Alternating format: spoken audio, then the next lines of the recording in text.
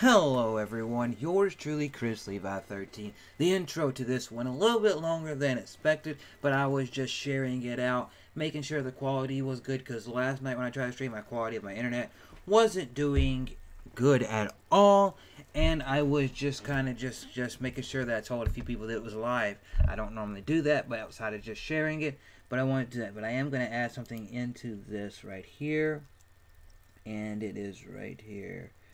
Chat source. So what I'm going to do right here is that I got my chat box, which I am putting my chat box right there. Which, if you're watching the stream now, you should see my chat box live on the stream. And if you chat, you will see the chat right there. Other than that, let me just switch here and fix my camera up, because this is the first time using this setup. So I'm just letting you all know, because I know I'm going to share this video out once I get done doing this.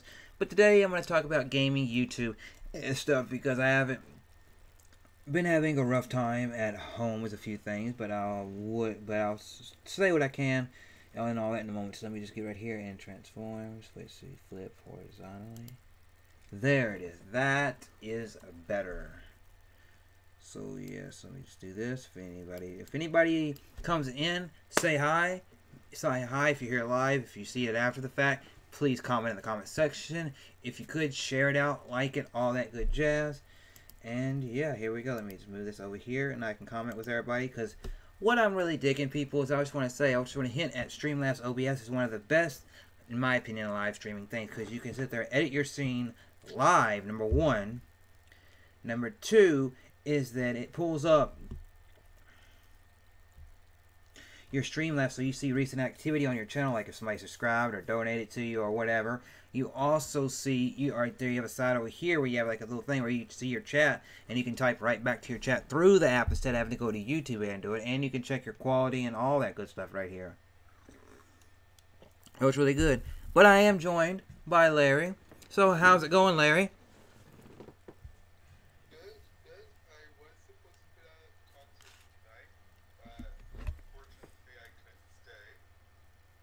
So let me see something real quick.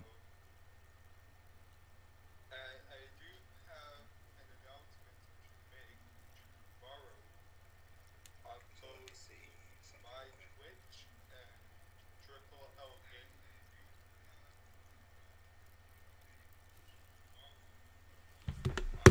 Gaming. Okay, let me see something. Let me do the editor, and let me add something.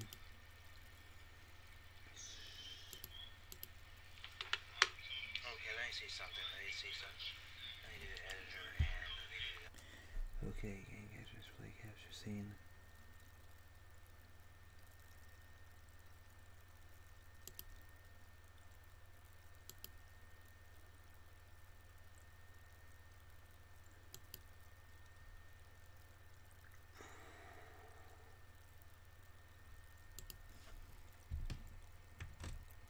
Okay.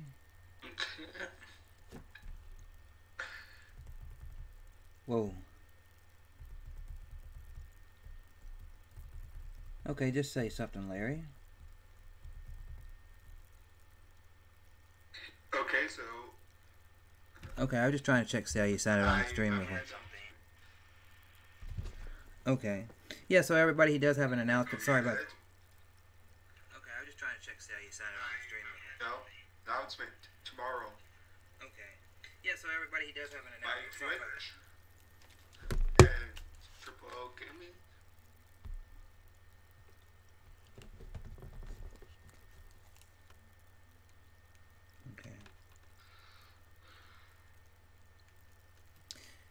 So I'm just trying to fix a few things up. Sorry about this. First time doing a talk as Levi through the app, through the Streamlabs, so it is taking some time to get some things set up. So just letting you all know.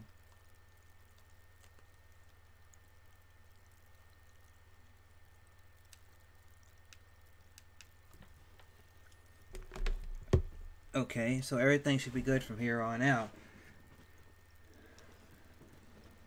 So, as you hear, Larry of Triple L Gaming will be making an announcement tomorrow night, which I have the day off Wednesday, so I'll be there for when he makes his announcement, you know.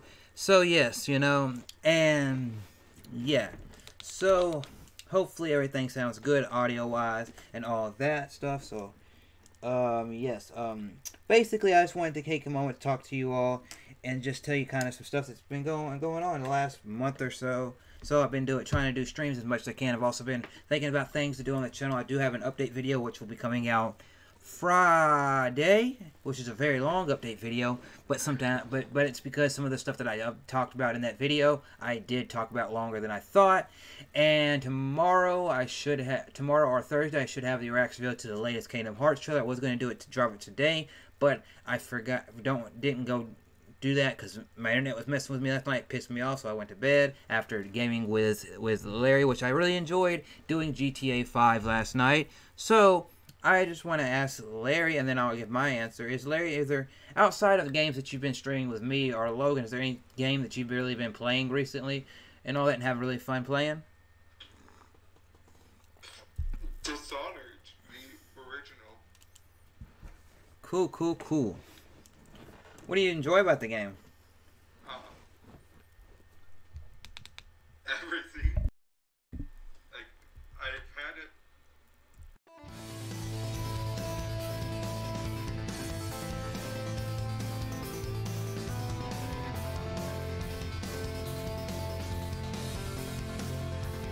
Said, hey, if you got this game for the 360, we'll give it for $25. So I bought it for $25.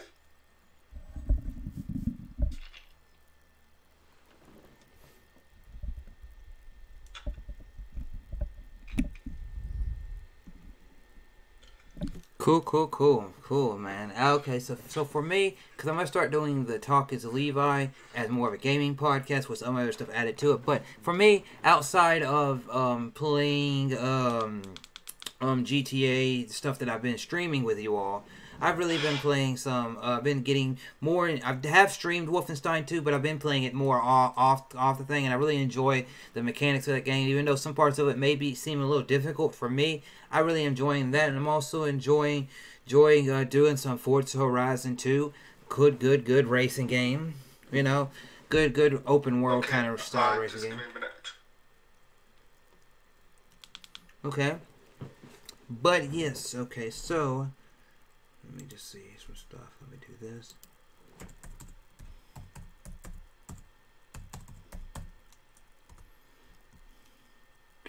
And if anybody has been watching my YouTube channel, I did do two shout-outs in the last week. Which one was to the Know, which is ran by Rooster Teeth and is a good gaming YouTube channel, which has a podcast, has videos each and every single day of the week, pretty much, except for like on the weekends, other than their podcast, which is called The Glitch. And I also did a shout out for Spawnwave, which is known as Spawnwave Media on YouTube.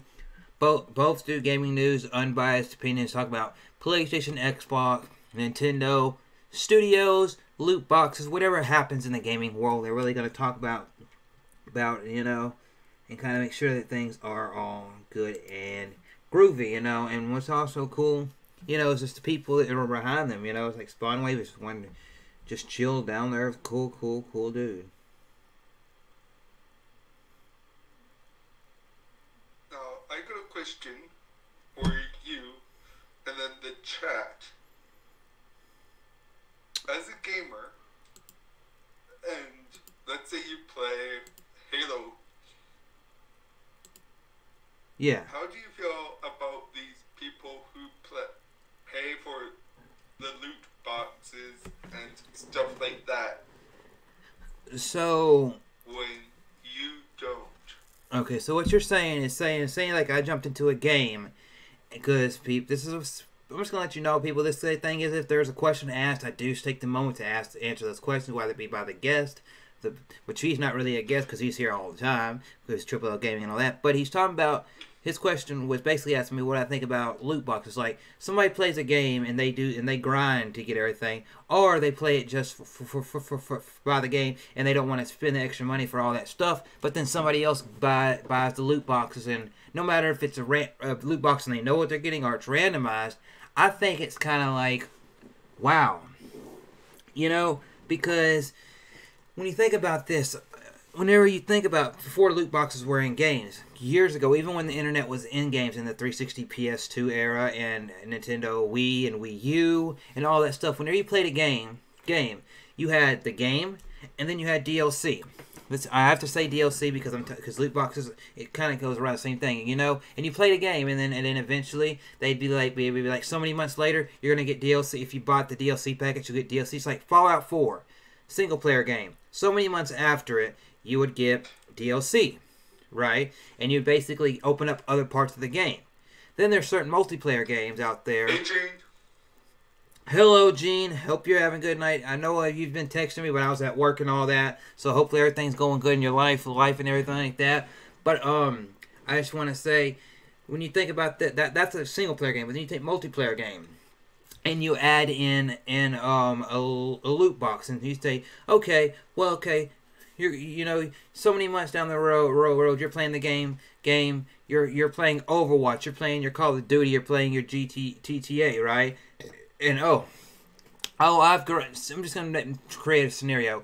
You're in, say, GTA 5. You know you had levels, right? I'm gonna make a scenario.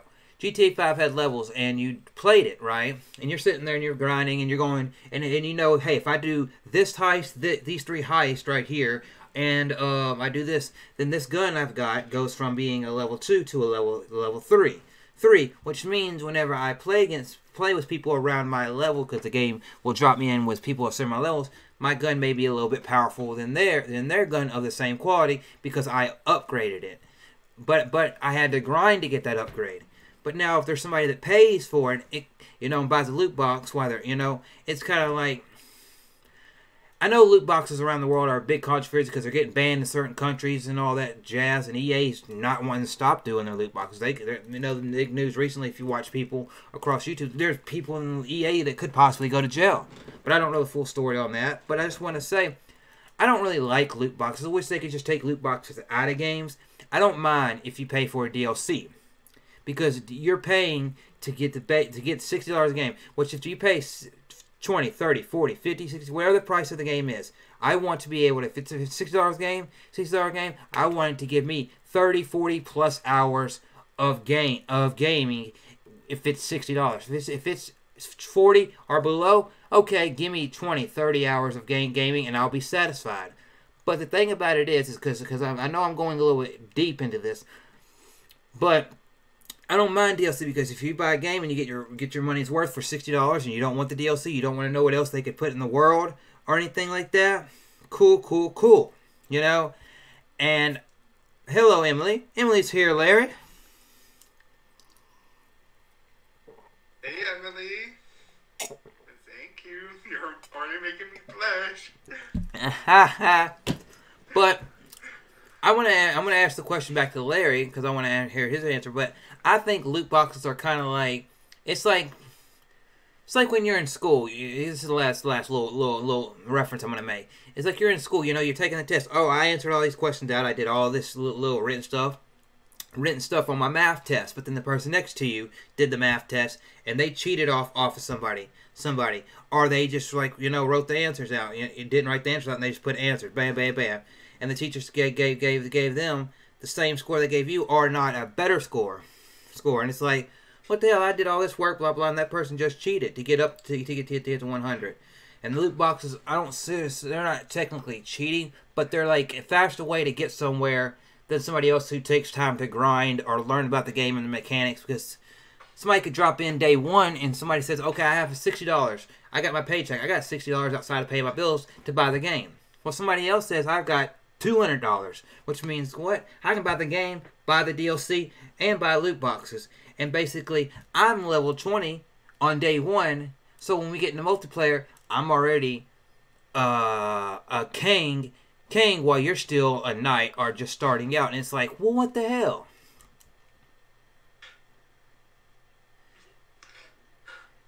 But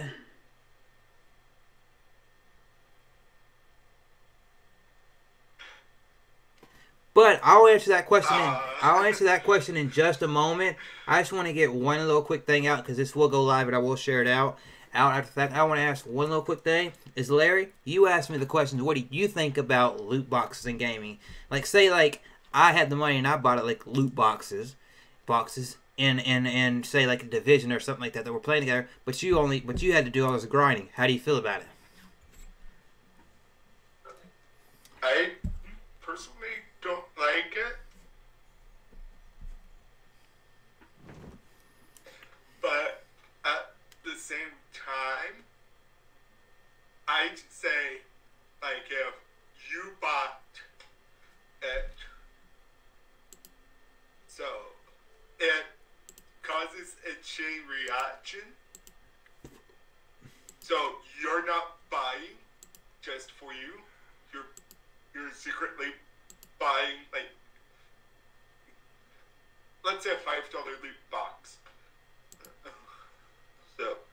So you buy that, and then everyone, but you don't actually know that you bought the loot boxes for everyone else. You only know that, you know, I say balance it out. Yeah, I understand. Because I don't want to be, here, playing like Call of Duty or Halo. Someone has like the ultimate weapon, and I'm just using the regular weapons. Yeah. If they could, make it where one person buys the loot box that gets the ultimate weapon, then he buys that for everyone, but you only see the one charge. Yeah.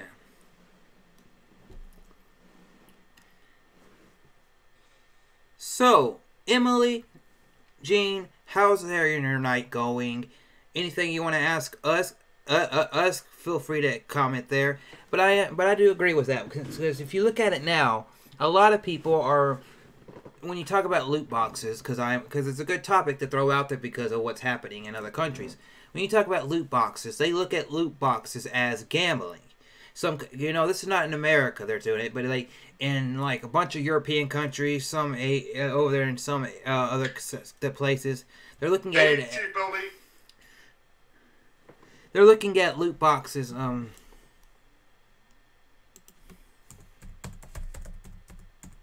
gonna say something in the chat real quick.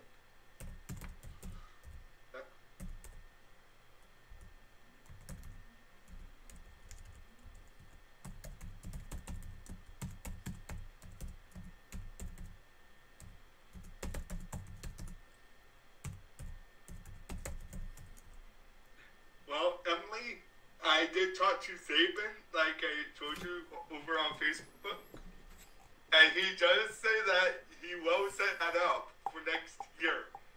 He promises.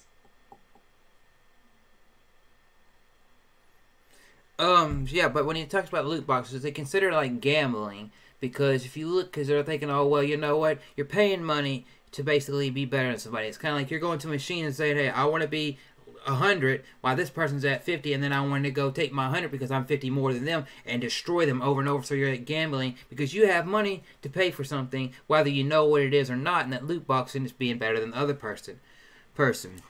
And everybody, I just gotta say, go check out T-Belly when you watch this now and or later, because I know some people will come watch this later. T-Belly is one awesome guy.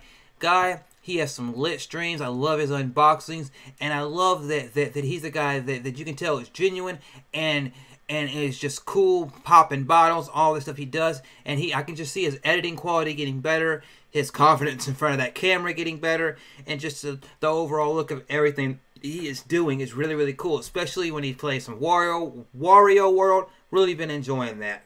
So yeah, just wanted to put that out there. But yeah, the loot boxes, I just really don't care for them. I think they should move to the side. I don't mind if hey, you pay some money kind of like you do in Fortnite to get some extra skins, or maybe to buy the DLC if you want to expand the world in that game. But that's what I feel like.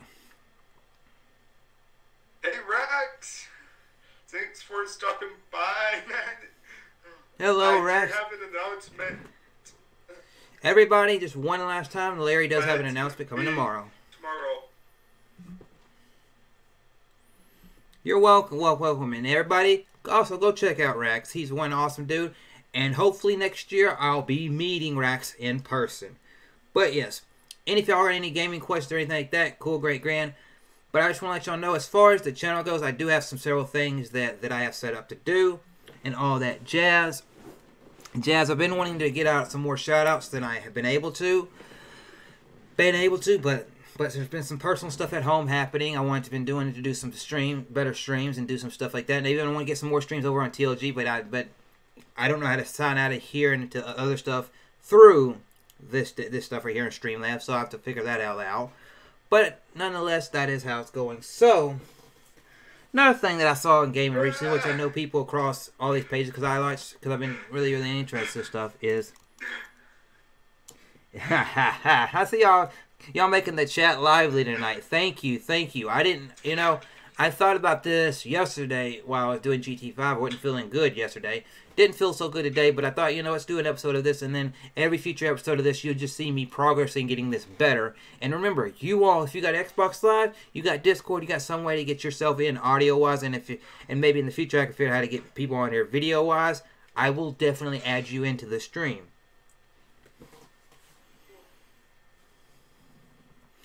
Okay, so Gene asked a new question. What new games can you not wait to get? I obviously cannot get any games till October because due to some personal stuff, I have to sit there and save my money up to help around the house. So, I will answer that question in just a quick moment. But yes, things been going good. So yes, I thank you all for being here, number one. But yes, I do got some special shout-outs, which I've got a list of people that I'm giving shout-outs to. And then once I do those, I go on to another one. So, any new games that are coming out in the next month or two that you're hyped for, Larry? Well, there is a new Warhammer game coming out in October.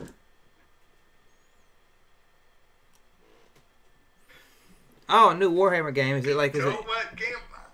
Is it like with the Warhammer 4000 series or what? That? I'm not sure. Okay. Cool. Because I just tried to look it up. Yeah. All I know is it's a tactics version. Ah, tactics version. So, yes.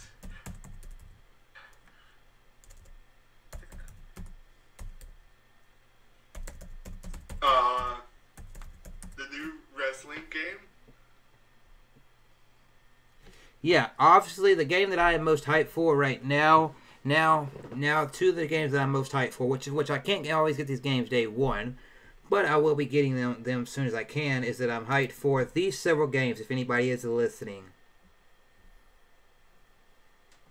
Hey, Stitch. There's. I'll name my games off. Since you asked the question, I'm answering it right now. I'm going to get WWE 2K19 with AJ Styles on the cover. I was going to get the Woo edition with all like the special stuff and like the with Ric Flair bonus stuff, but I did not. But due to funds, I had to put that back.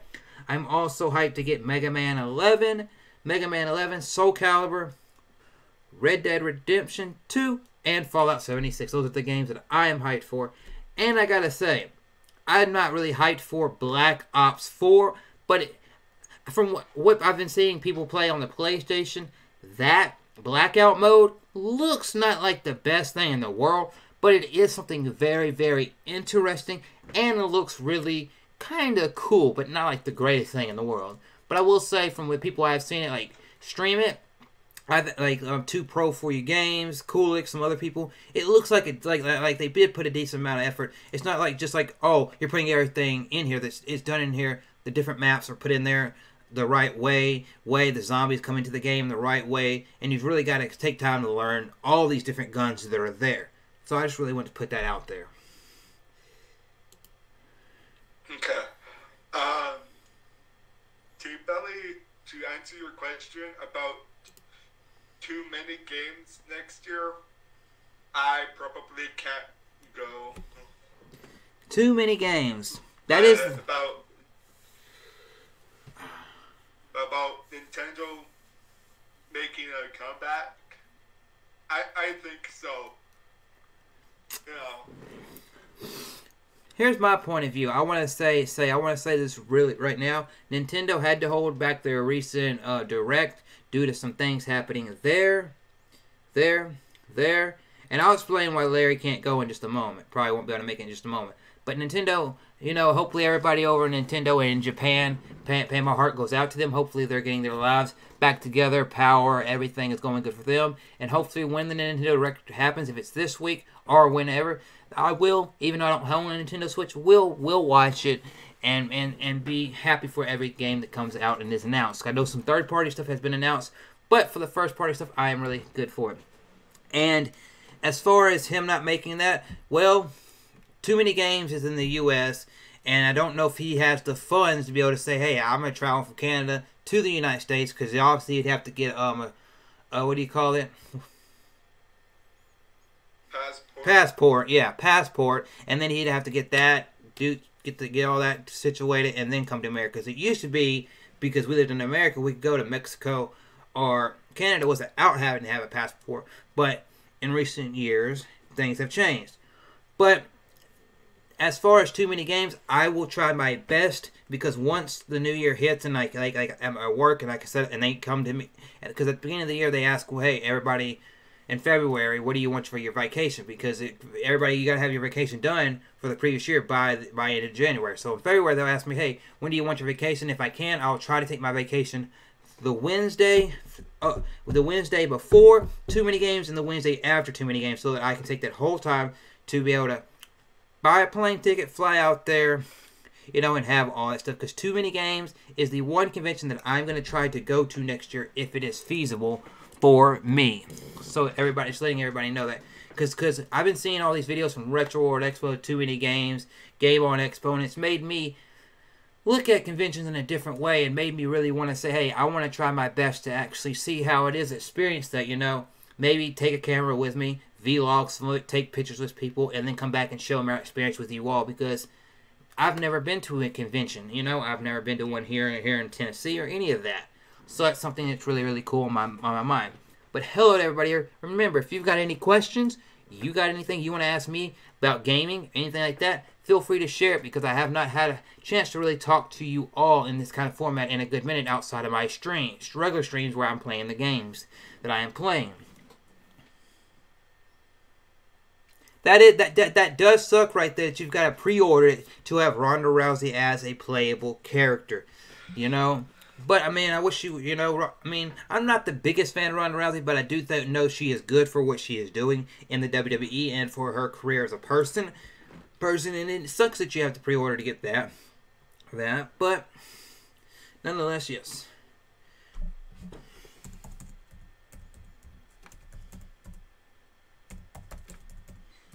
Okay.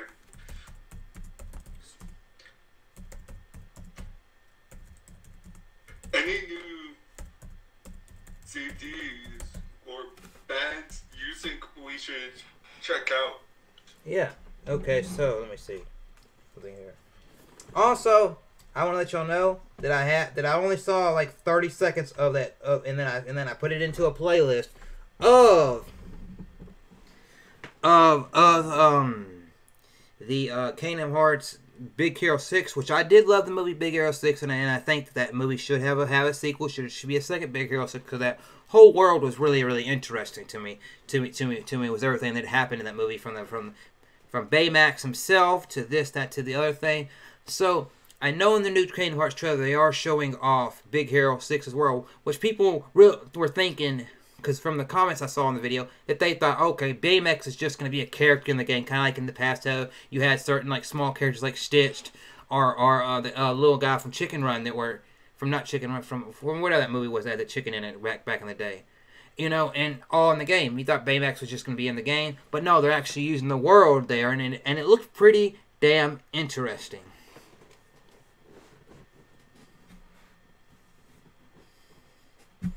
And Rax, if I may ask you, I know you might do a video on your channel about it.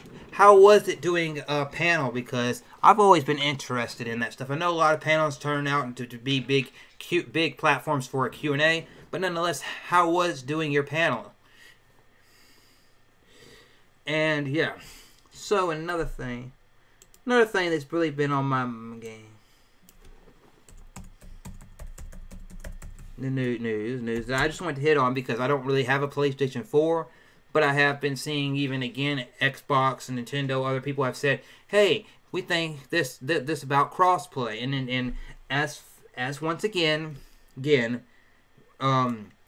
comes out and says, "Oh, we're the best console to play your games on. We're the best console to play Fortnite on." And they even said Fortnite. I'll say this about the game Fortnite: good game, maybe not the best game. It may not be for everybody. But as far as Fortnite being the best to play there because their partnership with Fortnite and all that, Fortnite to me is a game best played wherever you feel like playing. Because Fortnite is on PlayStation, Xbox, Nintendo, PC, Androids, and iPhone. So basically any device you have that has an internet connection can get Fortnite on it. So it's played best where you feel like best and playing it best. Obviously, if you have a powerful PC, you'll get the best, most fluid experience because you have all the controls of all the PC controls. Plus, you can get the game in the most high definition you can. But at the same time, if you're playing it no matter where you are, but you're playing it with your friends, that is the best experience to me.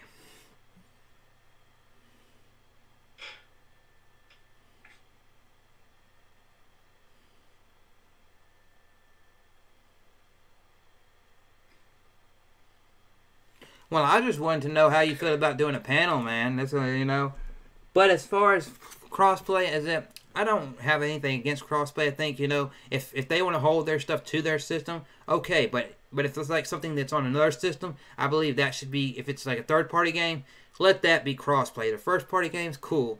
With third party, bam, or something like Fortnite, bam. But if like or if somebody wants to pay to have their account go over or something like that. But what they're doing with Fortnite. Blah, blah, blah. But as far as them saying all this stuff, I feel like eventually PlayStation probably will obviously open up because they're already opening up certain things to PC. But the thing about it is that PlayStation is owned by Sony, which is a big media entertainment company. And I feel like they're talking about like their people on PlayStation, like how it's going to be uncontrollable for the people and this and that. Well, you know what? You've got people, you've got money. Why don't you make a job or have somebody that's already doing tech stuff for you? Say, hey, we're doing this. We're opening it up to this, that, the other thing. Why don't you watch the community and blah blah blah. Obviously, Nintendo, one of the most family-friendly companies in gaming history. The one that is actually the big game company making their own games outside of being a bigger company owning this company. They allow it with Xbox and PC. So that's what I say there. But I feel like once we get to the next generation, which I think we'll hear stuff more about it in 2019, because right now I feel like with Nintendo, Xbox, and PlayStation, PlayStation has had some big games come out this year. Nintendo's had some big games come out this. Xbox has been blah. But I feel like 2019, you're going to see them do what they can for the last big couple hits on the current console, which is the Xbox One and the PlayStation 4. And then 2020, 2021, we'll be getting ready into the next generation of the PS5, the Xbox 2, or whatever they want to call the Xbox Scarlet, and stuff like that. But I ask you, Larry, is there any comments you got to say, since you do have a PlayStation 4, unlike me, and you do play on PlayStation and Xbox? Do you wish games maybe like that you play like GTA 5 or other games could be cross-play? Well, think about this. I'm on my Xbox with you, and Logan is on his PS4. And whatever says, why don't we go on Fortnite? And let's say Logan can't get at that time. There goes that idea. True. But what happens Fortnite was cross-playable. So, like, hey, okay, we still can. Call of Duty, That's one. Yep. That's something that you brought to my opinion that I really wish would be there. Is the if division. Yep, I agree, because I'll say this is the Pretty much. Yep, I'll let you go. I'm sorry about that. Just let me finish. Any game that I can play on Xbox or PS4, like Call of Duty, The Division, Fortnite, whatever,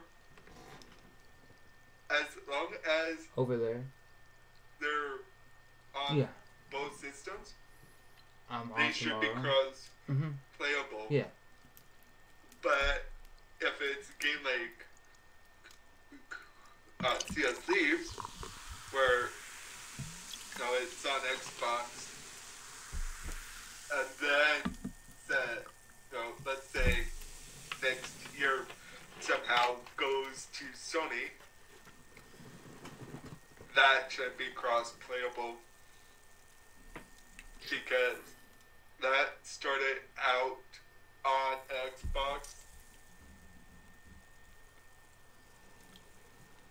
So, pretty much exclusive games that are online, and if they do somehow sneak over to like the other system, no, I don't think they should be cross-playable. The others, like I keep saying, no, I have no problem with it. And think about this. It's two. Is I could probably be playing Grand Theft Auto with Chris and Logan on my PS4, and we're doing heists. And like the Doomsday heist. Oh, and Chris, I gotta ask you a question right after I finished this. But, but there again, Grand Theft Auto is on both systems. Now, Chris, my question is, last night, when we were on Grand Theft Auto, what did you think of your very first heist? Doing my very first heist, I wasn't feeling too well, because I had a long day at work and all that. But as far as the heist itself, taking my mood, how I felt about it, my body, my back hurting and all that, truly, I actually really enjoyed that mode. Even though me and Larry, one of the heists we did last night, it was like, I mess up, he messed up, I messed up, he messed up, and then we kept, and then like one time I got in a bike and just thought, hey, I get there a little quicker than Larry. Don't want to ride the bike up there, and I go do it before he does it. The bike alerted him. It was making me laugh, but it also, I really enjoyed the heist itself, and it's really, really cool. But one last thing I want to hit about crossplay is that Logan, he does play, is with Triple L Gaming, he does play a lot of games through his Xbox, but also a bunch of games through his PS4, because that was obviously his main system first. And if there's certain things where not every game has to be crossplay, not every game. It's just certain things, if there was the option to where a developer could say we want to open the game up to be this way if they wanted to, if it's an online game. It'd be really cool, because like a game like GT5, I think it'd be a great candidate for being crossplay if it could. Just saying. Because of the way the game is built. Because Logan has that on there, and he has some friends on there, and it'd be cool, because then he'd be able to open up, say bam, bam, bam. But obviously, if a game did become crossplay, I think you'd have to look at the way Fortnite is doing it, and feel like, if you're playing on an Xbox, you're going to get into a multiplayer world where obviously you're going to get mostly Xbox players on the different servers that you hit.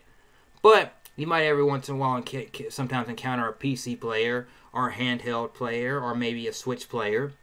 But you're going to get mostly people on your Xbox. Now, if you add somebody to your party that's on a Nintendo Switch, like there's a night that I played Fortnite, and I had your player 2, and then I had Oak City Gamers, both in the game, because they added me into the game. They were on Nintendo Switch. No.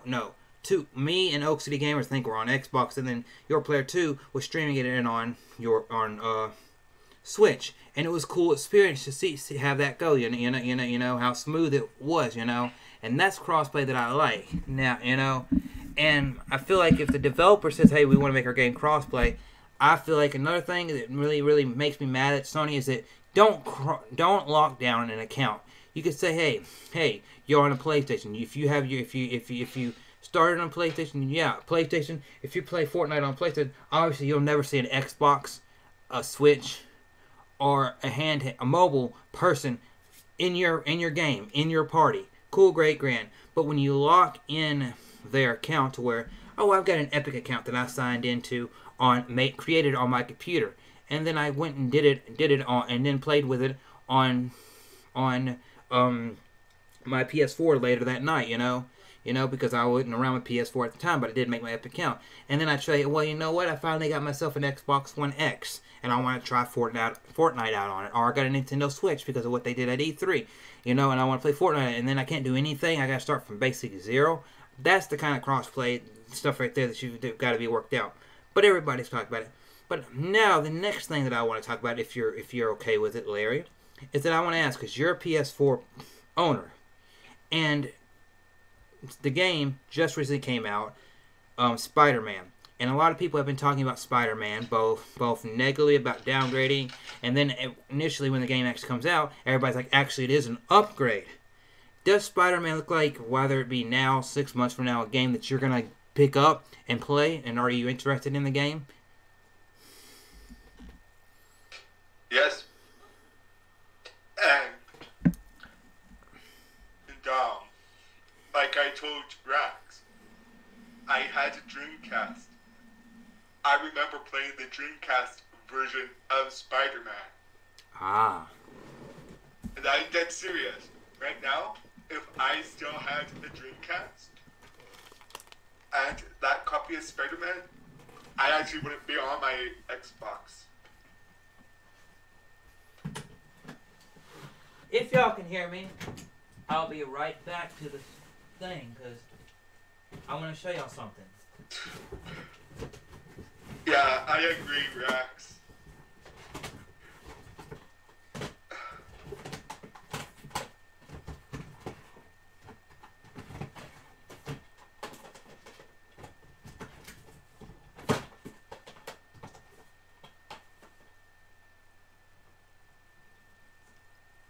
Well, I kind of grew up with watching Spider-Man on Saturday morning. Speaking of the Dreamcast, I think the Dreamcast was a system that Rax the Great was on somebody else's channel talking about. I think his name was RGT85, and they were talking about it, and then the jokes that they're throwing out there. Cool. But speaking of Spider-Man, the Spider-Man that I remember, mostly the one that everybody was been commenting when they try to compare this Spider-Man to any others, is this one right here, Spider-Man 2. That game was an amazing game for the PS2. It was open world, the pizza missions, the balloon stuff, the enemies you fought, the way that it felt flying around New York at time. This was a phenomenal game. And I even still do have the game and the disc itself. That's why even though my funds have been iffy, within the next 6 months or something, I want to have me a PS2 to be able to play this all once again. I mean, I have never tried it through my emulator yet, but I possibly could. But yes, this is a phenomenal game right here. Because and the game's actually in pretty damn good condition if you look at it, people. It's actually one of my best conditioned games for my PlayStation 2, But yes, this new Spider-Man looks really, really cool. And what's cool to me about it, even though I don't have a PS4, which if I do get one, that would be one of the top games I get, is that I like that the way that people are showing it. and that you have all these different costumes that you can go into. You have there's a part of the game where I think because if they have from Kind of Funny, Greg Miller's in the game, Stan Lee's in part of the game and all of that, and it's like you can see the way that people are playing the game, the detail that Insomniac went to do this game for PlayStation, and it's really, really cool. So I know, Larry, if you get the game and you stream it on your Twitch or over on TLG, I definitely will be sitting there front row watching it, because I really enjoyed Rex doing it. And that console, I gotta say, that console looked beautiful. And I mean, if I could, I would definitely get that console. But Larry knows the console, if it comes to a PS4, that I am looking to get, and that is obviously the one for Kingdom Hearts. But they have not announced that in the US yet, so that is neither here nor there. But if anybody's in the comments, real quick, what's your opinion of Spider-Man? And is there anything else you'd like to put on the topic before we go to the next one, Larry? You know what, Emily? If I had the Spider-Man game, I probably would be playing it all day myself.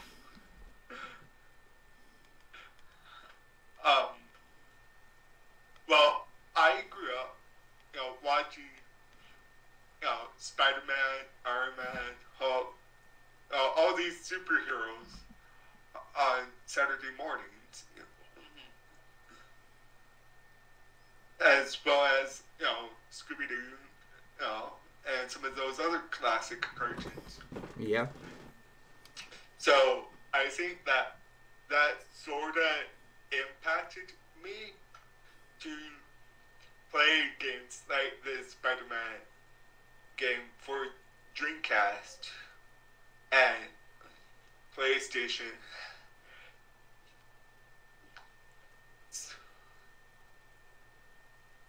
And then when I got a game, because of low funds, okay, it was always a treat. Yep. And I gotta say. But you see, yep. How? Oh, what the hell? Sorry about that. Spider-Man evolved from the Dreamcast to now. It is quite different. Yep. But I gotta say that when it comes to superhero, whether it be movie or game, if Spider-Man is done well, you know that can play into a big audience, because you gotta look at it. Look at things. It's like you look at certain things like Batman. Not everybody's is gonna like Batman. Not everybody's gonna like Superman. Not everybody's gonna like Wolverine. But Spider-Man, that's a comic book character. That's an entity right there. Movie, game, TV. That if it's done right, people will gravitate towards it, because it's a story.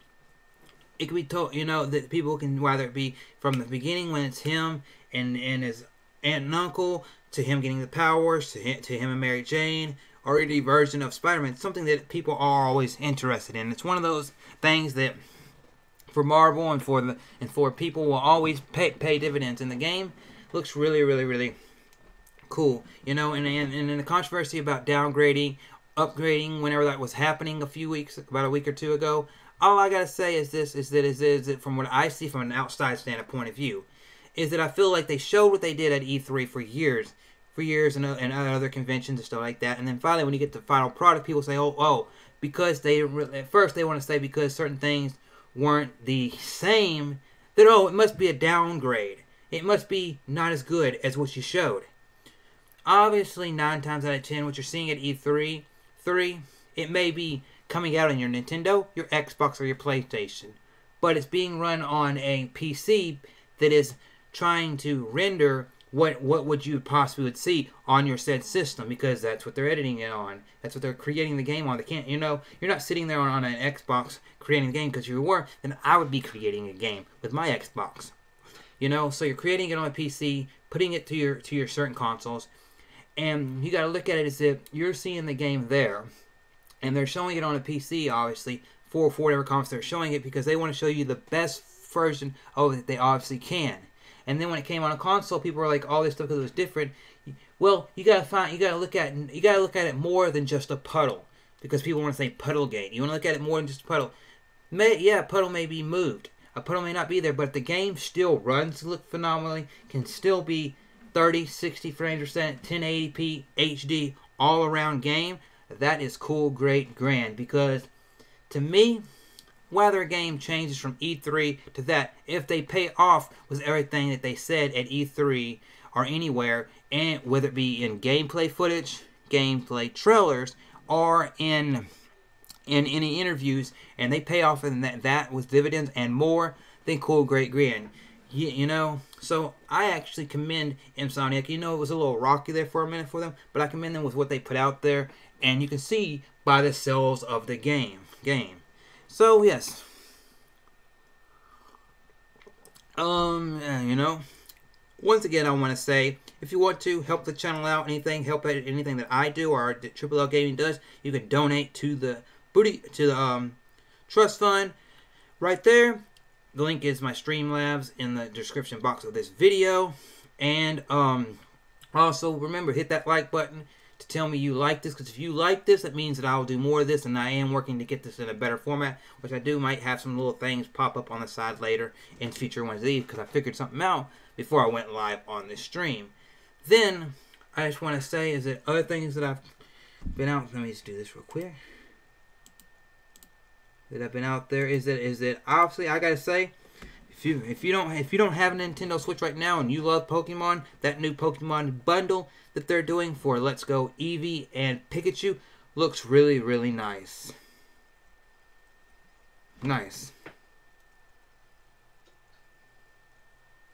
And yeah, and another thing is that anybody in the chat that's playing on PC, this is one question I want to ask on PS4.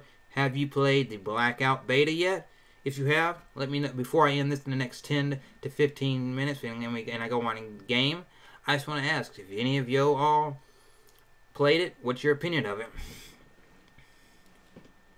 And any topic in gaming or something like that you would like to throw out there, Larry?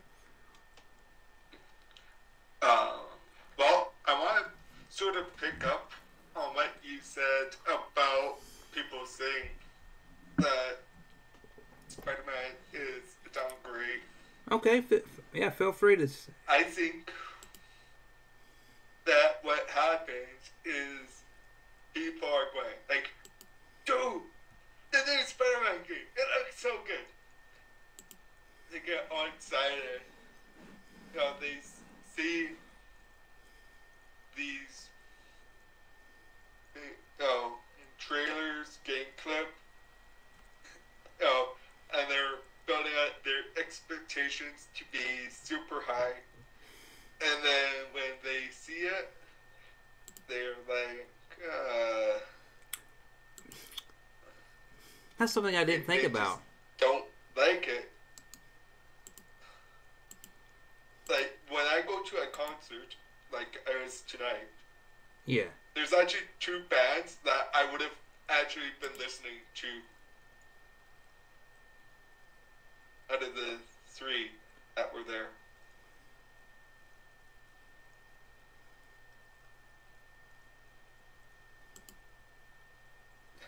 And that is because I tend to keep an open mind.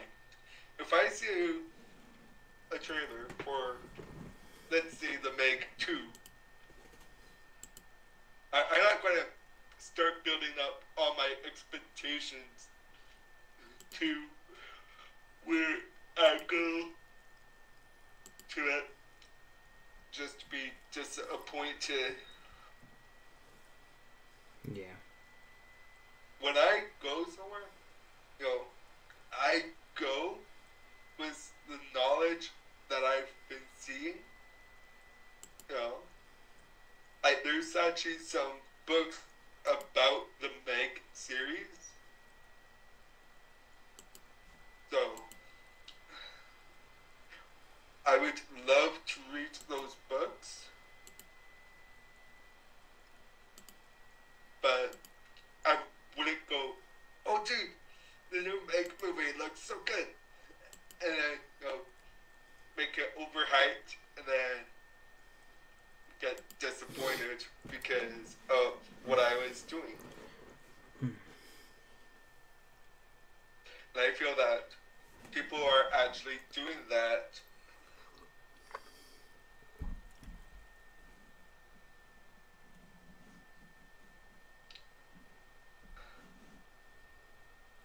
Yeah, I think you're Yes, talking. I've heard of the Star Trek game. I think it's called like Star Trek Bridge. There's a couple of different Bridge Crew or whatever, and there's another Star Trek that's an online game too. But I would like to go along with what he said. What he said, it said because something popped in my head when you were saying that there. If anybody's still listening, is that he was talking about don't go into a game and then you see something and you get disappointed because you had what do you call overhyped expectation. You expected more than what you knew could really be put out there. It's like, oh, you want the game in 4K. Oh, you want it to be the most realistic game you can get. But then then you gotta realize, not all games are gonna be 4K because that's not the generation when we're getting close to everything could possibly be there. They want everything to look realistic, but then you gotta think about it's the game. Not every puddle's gonna look the same. Not everything's gonna look different because you know why? The way the game was created was here, and then you're playing it on your PS4 Pro, PS4 regular base PS4, PS4 Slim, and it's going to obviously be different because you know why? When you go to that same scene, you might go to it, and it'd be 3 o'clock on the clock at the E3 trailer, but then it's 4 o'clock where you're at. Things would be different. The scenario could be just a tad bit to an inch off. It's kind of like when you play a game. You go into a mission, like last night, me and Larry doing heist, right? He went up one way. I could have gone up the same way he wanted to, but I let him go up first, and him go up first, him get the first few kills. I come around the other way, and bam! Because the game told us when they were introducing us to the heist, they said there's 2 ways for you to go up. One takes you right into them head on. The other one, you go behind. You get up, you go up, you're behind them. So don't get your unrealistic expectations. And, yeah. So I've been here a little bit over an hour. I've been enjoying talking about this stuff. In the future, remember, if you're here and you ever want to join in, if you want to call, I got a mic right here, which means if you call my number, I can sit there and talk to you, and we can talk together right here live, and obviously my mic will pick you up. My mic's picking up Larry's audio through my computer. If you got an Xbox Live account, bam. You can join in. If you got Discord, you can join in. If you got Google Hangouts, you can join in, and more. Just letting you all know. These will probably pretty much, if I start doing it, since I do try to do more live video streams on my channel on Tuesdays, Thursdays, and then try to let the rest of it be over on TLG or wherever Larry and Logan are streaming at the time. That I probably every Tuesday I'll try to sit there and have that be the day that I do Talk is Levi. Every once in a while it may be on a Monday or a Wednesday if things don't pan out for that Tuesday, but it will try to be every Tuesday going forward, every week or every other week going forward. And I do have a bunch of other updates that will be in a video. And and another thing I wanted to say before we get out of here, this is going to become more of a gaming podcast. I have another version of Talk is Levi, which will be towards the end of the month, which will be more dedicated to wrestling, which is Talk is Levi Extra, But as far as anything outside of gaming, outside of wrestling, and music-wise, anybody been listening to, really been digging the last month or two, or anything out there that you maybe heard on the radio, or you saw on YouTube that you're really, really digging? I know for me personally, because I like to hear Larry's opinion because he listens to a bunch of music, because I've really been enjoying his shocking album release. Came out of nowhere. Eminem's new album, Kamikaze. Cool, great, grand. I've really been getting back into it. I watched Dave Grohl's little thing he did on the Foo Fighters channel called Play, and then the instrumental he did, where he played all the instruments on it. Very, very cool song. Been really getting back into my love for A Day to Remember, Asking Alexandria, been listening to some of their older stuff, and been really enjoying that, and just been living life to the fullest.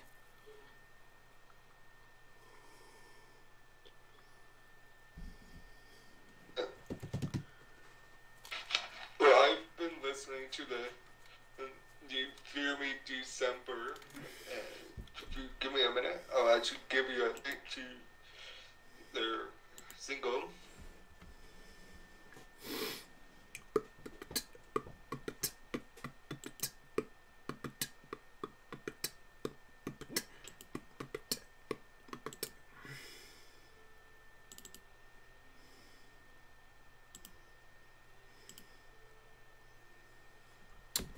And if you got any questions, any sort of question, music, wrestling, gaming, otherwise, feel free to ask that question now before within the next 5 minutes, and we will definitely answer that question or talk about that topic.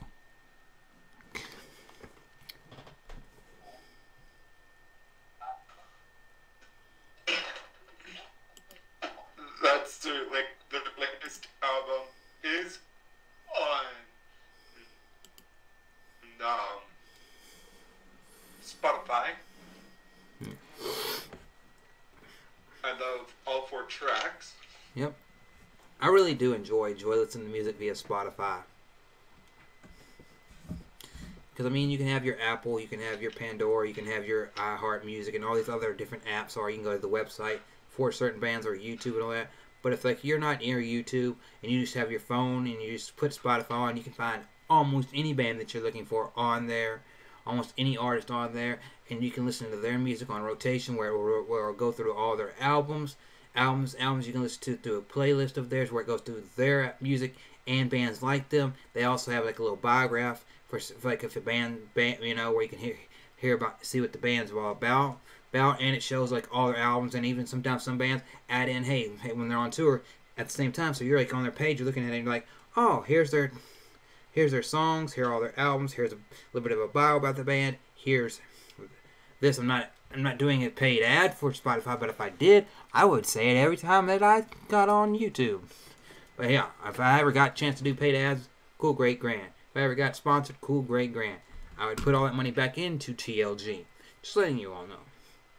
But yeah. Oh, shit. My game's updating. And, yep. Okay, sorry about that. But, so, yeah. Next step, as I said, this stuff right here will be getting better each and every time I do it. Larry might be on the next episode. Hopefully, maybe Logan can pop in the next episode. And if you want to, you can. Because I'm going to get some next episode. This one was on the fly. But next episode, I will have a list of topics. And we'll go bam, bam, bam. But yes, I'm going to look at the chat right again. And say a few things. Is thoughts on upcoming Hell in a Cell? Well, I'll actually answer that because I do have a podcast coming out at the end of the month, which I will talk about, which is called Talk is Levi Extra, where we talk about that month's wrestling from September 1st to now, which I will actually go depth into my thoughts on All In, which I'm very passionate about that, and then I'll talk about what I think should happen in October, which from what I see, but I think this is a good way to end it. For the next 5-10 minutes, me and Larry will answer Edwin's question. Thoughts on Hell in the Cell pay-per-view matches from Raw and SmackDown. I am sort of excited for a few things there. Obviously, Charlotte Flair versus Becky Lynch, excited for. AJ Styles for Samoa Joe, excited for. As far as anything else, not so much.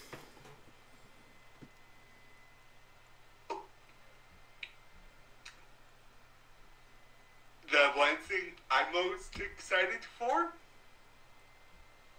Mick freaking Foley, special guest referee inside Hell in a Cell. Oh yeah. He is actually the second person ever step foot inside Hell in a Cell against The Undertaker. Yeah, I forgot that was announced at Raw.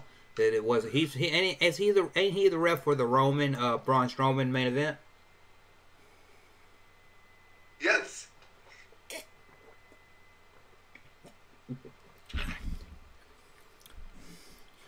Do you?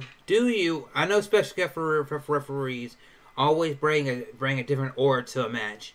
Do you, being a big fan of Mick Foley, do you see him interfering in the match in any way? And on the other side of that coin, do you see the match itself being a good match? Okay. My first question, when I answer this, that I ask myself, is, okay, let's say Mick Foley does, cost Braun or Roman the match. What is in it for him? What is he gaining from it? I can answer that question. Because, let's take a look. Well, Raw does have the Universal title, but, Mick did have hip replacement surgery, so I don't see him going for the title, but maybe he's going to sneak back into the general manager of Monday Night Raw. I'm asking, what is Mick Foley getting out of the deal? True. The other thing, let's say he's actually not interfering and does cut it down the middle, I would like to see some classic spots,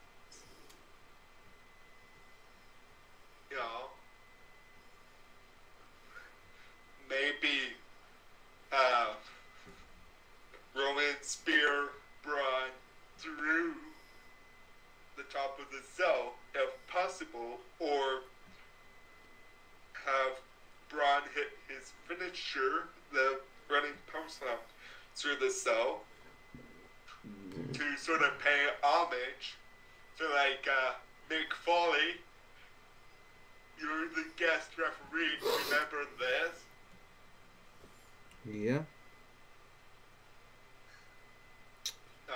Alright, yep. That would take years off the career of men. Yeah. But at the same time, it is paying homage.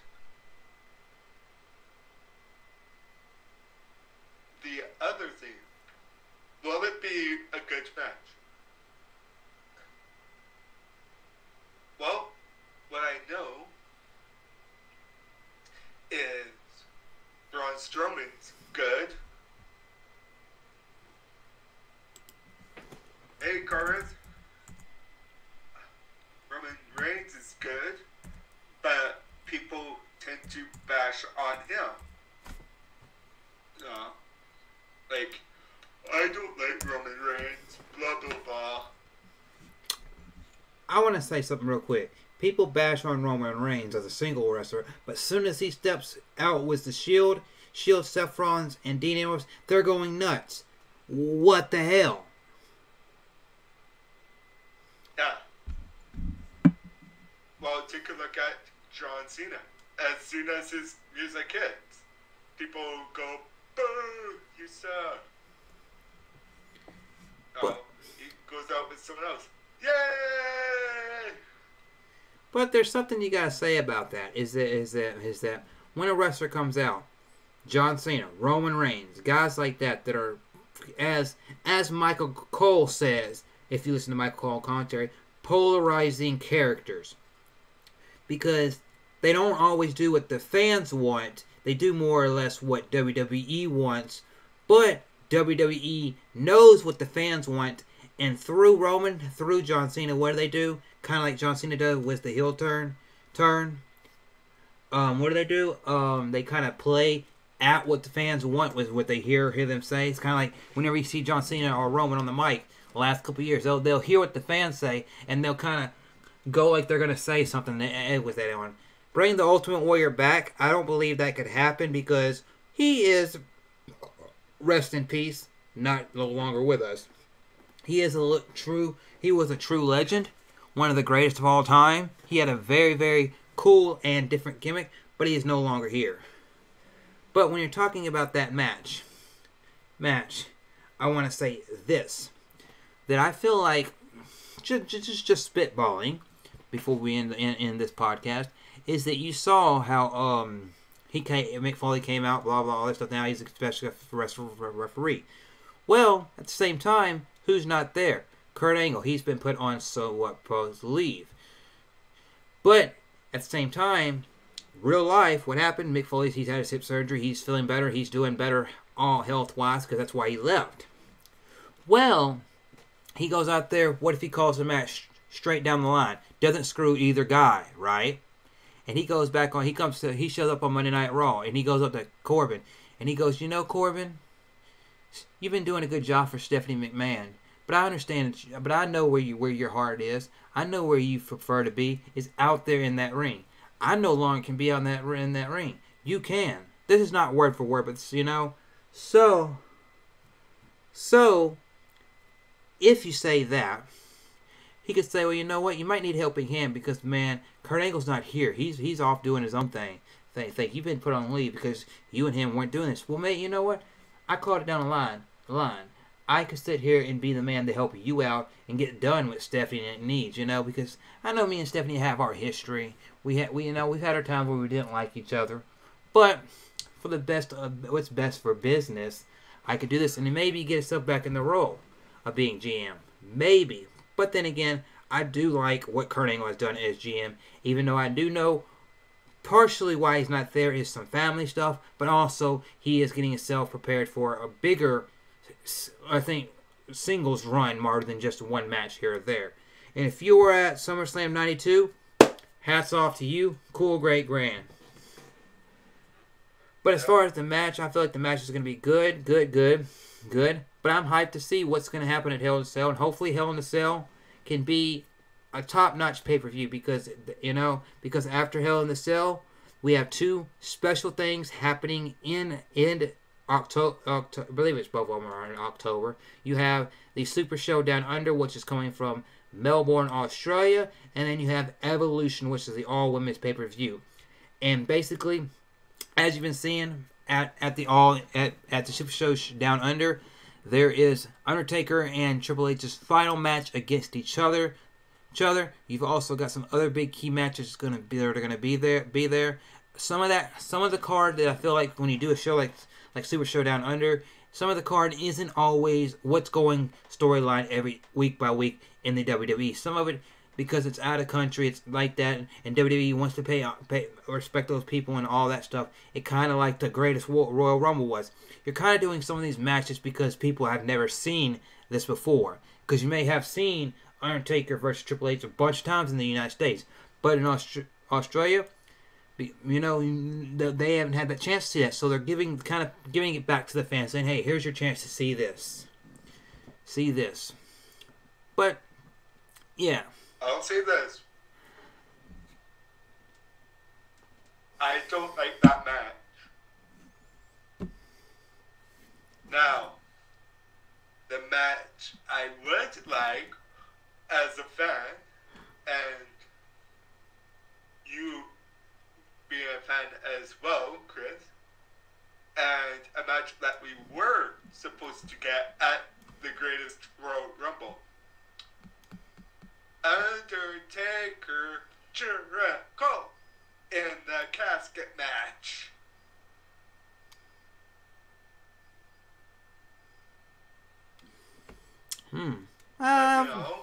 Yeah. First time ever for Chris Jericho in a casket match. Yeah, I would love to have seen that. Everybody knows how I feel about Chris Jericho. You know, he's one of those guys that Yeah. he's.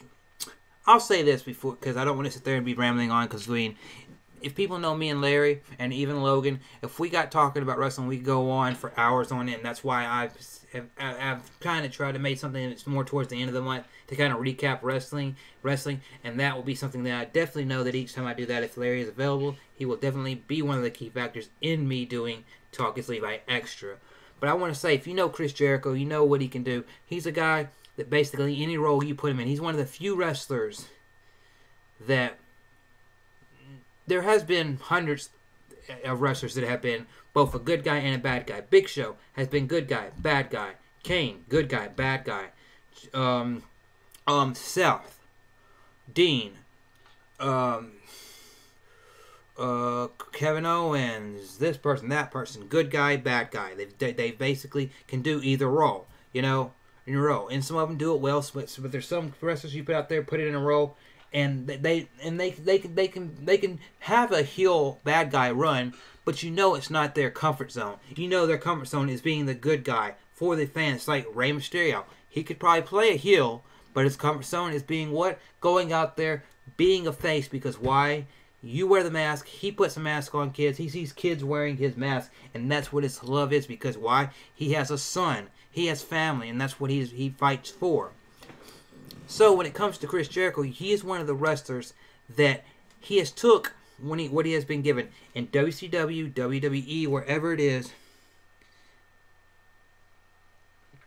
and he's able to basically say, hey, I can basically take a heel or face anywhere. It's like New Japan. He went in as a baby face.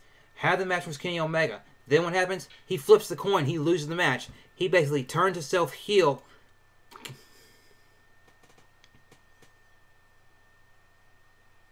Alright. I'll catch you guys in the next stream in a few minutes. Okay? You know, I just want to let you all know that. But yes, I am going to end that because I don't want to sit there and run all night. It's been here an hour and 26 minutes. This will stay up as was every episode of Talk with Levi. Levi will. Love you all. Thank you all. We'll be going down and then we'll be back up later. Whether it be on Larry's just there, that thing with that. See what happens. And yeah, you all are awesome. See y'all later. And next week in every future episode of Talk with Levi, the format will get better and better with help from you all, the viewers from around the world. Thank you, and I'll see you all later.